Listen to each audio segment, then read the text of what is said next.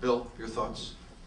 Well, I think it was, I don't know, in 1980s, I mean, we had such, and I agree with Frank on the economic disparity, we had issues that resulted in riots in this town, and the silos, and hopefully those days are behind us. So, you know, prosperity, and there has been some relative prosperity in this community. I'm one that, in the past, we had an excess of nothing. And today, in some places, we have an excess of something. Well, where I come from, I'd rather have an excess of something. I think this building boom has been incredible. It'll get absorbed. Why? There's a global marketplace. But I think we all just have to work together. You know, we're a majority community. We're all a minority. Majority, what is it? Majority minority. Majority, minority. Every one of us is a minority in this town. And that's the beauty of it. And by the way, we've all done pretty well in this town. I don't speak Spanish. I should. Frank's Spanish is a little weak. But I'm one of those biliterates. No, but I think it's the end of the day, we all work together. We all work together. This is a great global community. I think the one clear message I want to deliver all the time is to remind us that we are a global community today. The Miami of the old days is gone, and by the way, it's not ever coming back. This is a global community, like London, like Paris, like Sydney, like Tokyo. They're all the signs of that. This hotel is one evidence of it. So we just got to keep working together. We got to reach out to those less fortunate. But with that said, things are very fragile. If that gentleman on that plane to Detroit had blown up that plane and it crashed, you know, we'd be a ghost town again, just like after 9/11. That's how fragile our part of the industry is, which is the travel industry. You know, would you put your family on a plane? Now, maybe on the business side, we'll all, you know, we're road warriors, but that's how fragile all these industries are. But I think the key is to work together to understand we have I've been here 40 years, raised a family here. I'm not going anywhere, but this is an incredible community. All you got to do is go to another place. Go to Europe, go to Latin America. They say, unlike years ago, they say, where are you from? You say, Miami. Wow. Wow. I mean, there were days, where are you from? Miami. I mean, but that's about brand management. You're talking about, you know, we're all brand managers here. And the brand is very strong. And I'm bullish, but we just got to work together. Brian, what do we need to do to get people to unite in this? I happen to be very bullish on Miami. When you travel as much as I do and you see some of the cities in Latin America and throughout the United States, I happen to come from Cleveland. The Cleveland Clinic is the largest company in the state of Ohio right now. And Cleveland is in sort of state of demise right now. People are leaving, they have negative population growth and what have you. And you go there and I'm saying, I can never move back there again. This place is so vibrant and so dynamic and everything. And we finally convinced my alma mater, this is the other Miami University of Oxford, they're coming to the Biltmore in February. And I got a hold of Bill already, and they're going to have a blast. So, you know, I tell them, you know, because they have this mindset from Miami Vice. Everybody wears white suits down here. I haven't worn my white suit in 10 years, you know. But that's the mindset they have. But when people come down here, they have such a great experience. We have friends and associates, and I have my alma mater coming down here. And I think once you get a flavor for this organization, for this wonderful community, you really love it. And also, Bill, you mentioned hotels. We couldn't get the American Hospital Association, American Medical Association, all the subspecialty groups down here because they didn't have any nice hotels. And now we got great hotels. We're the only community in the world that's got 3 Ritz-Carltons, I think. So we got a lot going for us. Frank, the last word on this particular topic. Oh boy. Okay. You know, those anecdotes that Billy told are sort of hit home because Billy and I also spent a little time up north in a city called Jacksonville. And when I moved here 14 years ago, I remember folks coming over to talk to my wife and saying, are you okay? Are you going to be all right? You know, you're moving to Miami. We feel so bad for you. They don't say that much anymore. I do get a lot of resumes from Jacksonville, though, from people who would love to be here now. Location consultants, we see them come in. If they hadn't been in this city in 4 or 5 years, they're just blown away by what they see. I mean, they just can't believe the maturity of this city. And so I think that we do have a great message to do. But one of the challenges, and I'll go to what Mark said, is that we really need to hone that image, let the world know what it is that we are, what we've become, and what we're going to be. And I think that needs some resources, that needs some common vision and some shared goals. To that end, and we've talked about this internally, but I could probably announce it publicly. I think one of the best community visioning where we need to go, at least from the business side, was One Community, One Goal. And Mark, you made reference to it. It took place about 12 years ago. It was one of the first things I walked into when I came here. And that was really identify industry clusters. What are we good at? What do we need to improve? Where does the education need to go? What should we recruit? What maybe is not in our cup of tea? What do we need with healthcare? And Brian, you mentioned it too. It really came out of One Community, One Goal. I think it's time to revisit that. I think it's time, it would be a great time for us to come together as a community, sit down. It was a great visioning process. The universities involved, the private sector involved, drag our public sector folks involved with that. And let's take a look at One Community, One Goal again, because I think it's a way to chart where we're going to be in the next decade or so as a shared common vision for this community. So while we're diverse and while we've had our divisions, nonetheless, that we have at least a common vision and some common goals for this community. So that's one of the things that I think we're going to be pushing to try and revisit that again for this community. Massive undertaking, by the way. Ain't easy, ain't cheap, but nonetheless it needs to be done, and I think that's one of the goals that we've set out for ourselves, to try and get that ginned up again. Frank, that is an absolutely great message and a great next step, I would think. You're probably going to refine it a little bit from last time around, but it's a great thing to do. Let's ask the members of the audience, does anybody have any questions? Yes. I don't have really questions, but I want to have a couple of plans. Victoria, London, okay. I moved here from New York, and I was born in Romania. And when I moved from New York in 1974, I graduated from Columbia University. Everybody thought I was out of my mind, and I refused an offer at Goldman Sachs. And they said, my God, you are going to go to Miami. What do they have there? Only beaches. My parents were desperate. You know, how could I leave New York for coming to Miami? The biggest building in Miami at that time, it was the courthouse. And right now, you know exactly where we are. 2 years or 3 years later, after I left New York, Goldman Sachs opened an office in Miami.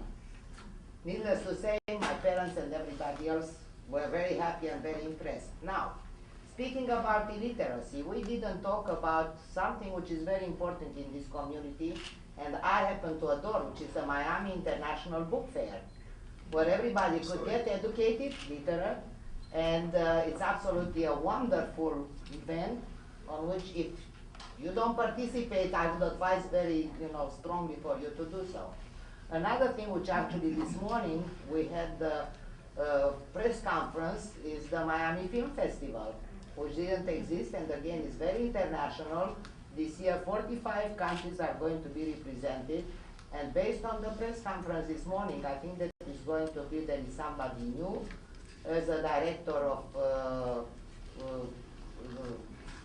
art in charge of picking up the movies, and I think that it's absolutely a beautiful event which is going to happen between March 5th and March 14th.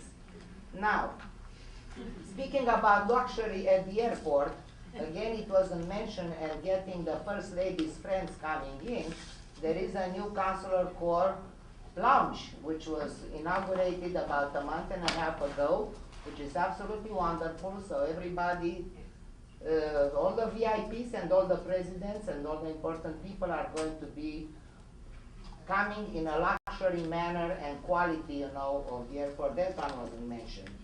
The Council of International Visitors, with whom I work very closely, again, they bring all the VIP, and they are reaching within the community that people in this town are opening their homes and receiving them. There were people, recently, which were coming to a Muslim house the person was not only that it was Jewish, was very Orthodox Jew, which needed a special assistance with, a special food. It was be able to get it in Miami. He was served perfectly. They became friends. So these are happenings, in this town, which I think that we should mention. In terms of the university, FIU, nothing was mentioned about your entrepreneurial studies. I was in the advisory board, and it was one of the best in the countries. And here you have the entrepreneurs which are coming, which will be the future leaders of our country. And I think that that is something to mention. You have right now the European studies, which is a very important part of FIU, and they have with the diplomatic corps as well with a very important international people. And most recently, about a month ago, the Latin studies, they have a new board member, which actually one of the very active people are the former dean of the Consular Corps, Carmenza, and she's having, big plans for the university, again, to literate all the illiterates. Victoria, thank you very much for those additions. Thank you. Yes. I would like to hear a little discussion on quality of service. I know in our case, we go overboard on that, and we got a reaction that was probably a lot better than we even dreamed of, right? Now the personalized service is probably as important as the medical care almost. It's amazing what you get back from that. But if someone could just step through, for example, the hospitality level, the service level of the airport, the government people in the airport, the taxi drivers, the restaurants, and second part of that question, has there ever been any community effort, combined effort to try to get this type of thing ingrained in all these people that touch the international patients or the visitors from Miami? Well, I don't know about the international patients, but Well, I'm sorry, I meant travelers. Travelers. Yeah, I think it's some of this. I'll repeat what I said earlier. I mean, the whole program of Miami Begins with Me, which is now morphed over into the airport of Miami Begins with MIA. We have a whole series of programs, including a rewards program. A rewards program, good customer service, great customer service, and there are a number of examples. People that save lives at the airport. They bring their families. We give them free trips and everything, and some wear uniforms and some wear different kinds of uniforms, but we're doing it at the ground level throughout the airport. Once again, all 35,000 of the airport folks will get this training. Not once, but it'll be, training, you've got to have frequency and reach. So that will be repeated over a period of time. In fact, you will not be hired by the airport. Nobody gets hired until they go through the customer service program. And I guess you have to kind of have an inclination. But at the airport, because you mentioned the airport, Dickie Davis has been recently promoted. They now have a standalone customer service program. In years past, and we've known every airport director, customer service was not anything they talked about because they were building. They're engineers. We're going to build buildings. And customer service was a dirty thing. Jose Abreu, it's a #1 priority. Those people report directly to him. He gets it, it's meaningful. They're compensated by how well those programs, and they go around to the shops. I'll give you an example of a great customer service at the airport. We had the Powwow Show last year, the #1 inbound tourism show in the United States.